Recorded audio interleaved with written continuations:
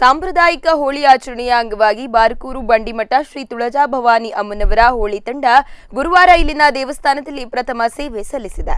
ಬಾರಕೂರು ಬಂಡಿಮಠದಲ್ಲಿರುವ ಕೊಂಕಣಿ ಭಾಷಿಗರಾದ ಮರಾಠಿ ಜನಾಂಗದವರು ಅವರ ಕುಟುಂಬದ ಗುರಿಕಾರರ ಮನೆಯಲ್ಲಿ ಎಲ್ಲರೂ ಒಂದಾಗಿ ಅಲ್ಲಿನ ತುಳಜಾ ಭವಾನಿ ದೇವಿಗೆ ತೆಂಗಿನ ಫಲವನ್ನು ತುಳಸಿ ಕಟ್ಟೆಯಲ್ಲಿ ಇರಿಸಿ ಬಳಿಕ ಪ್ರಥಮವಾಗಿ ಅಲ್ಲಿಯೇ ಹೋಳಿ ಕುಣಿತ ಆರಂಭಗೊಳ್ಳುತ್ತದೆ. ಬಳಿಕ ಕುಟುಂಬದ ಹಿರಿಯ ಮನೆಗೆ ಹೋಳಿ ತಂಡದ ಸದಸ್ಯರನ್ನು ಪಾದ ತೊಳೆಸಿ ಬರಮಾಡಿಕೊಳ್ಳಲಾಗುತ್ತದೆ.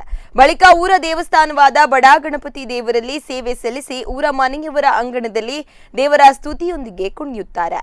ಈ ಬಾರಿಯೂ ಮರಾಠಿ ಜನಾಂಗ ಸಂಪ್ರದಾಯ ಪಾಲಿಸಿದ್ದು ಎಲ್ಲರ ಗಮನ ಸೆಳೆದಿದೆ.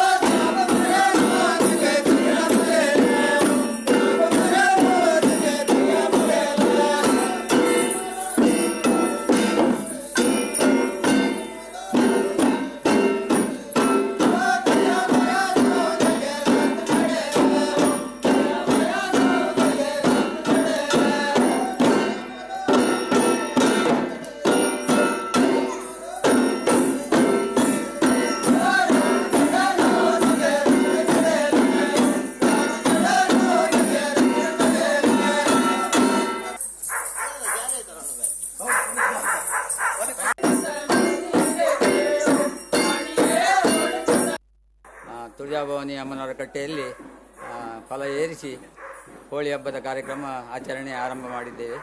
ಇನ್ನು 5 ದಿನ ಕಾಲ ಊರಿನ ಎಲ್ಲ ಮನೆಗೂ ಹೋಗಿ ಸೇವೆಯನ್ನು ಮಾಡಿ, ಗುಂಟೆ ಸೇವೆಯನ್ನು ಮಾಡಿ, ದೇವರ ನಾಮಗಳನ್ನು ಹಾಡಿ ಗುಂಟೆ ಸೇವೆಯನ್ನು ಮಾಡಿದಾಗ ಮನೆಯಲ್ಲಿ ಕಾಣಿಕೆಯನ್ನು ಕೊಟ್ಟ ಕಾಣಿಕೆಯನ್ನು ದೇವರ ಪೂಜಾ ಕಾರ್ಯಕ್ರಮಗಳಿಗೆ ವಿನಿಯೋಗಿಸ್ತಾ 5 ದಿನ ಈ ಆಚರಣೆಯನ್ನು ಪ್ರತಿ ವರ್ಷ ಮಾಡ್ತಾ ಇದ್ದೇವೆ.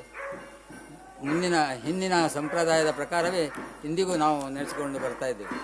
ನಾವು ಈ 5 ದಿನದ ಹೋಳಿ ಹಬ್ಬದಲ್ಲಿ ಶ್ರದ್ಧಾ ಭಕ್ತಿಯಿಂದ ಒಂದು